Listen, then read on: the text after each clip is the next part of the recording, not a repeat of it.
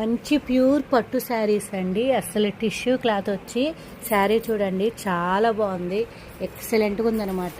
Full shiny బూలు cloth అయితే soft material కూడా rich పళ్ళు అండి. బ్లౌజ్ అయితే ఇలా ప్లెయిన్ వస్తుంది.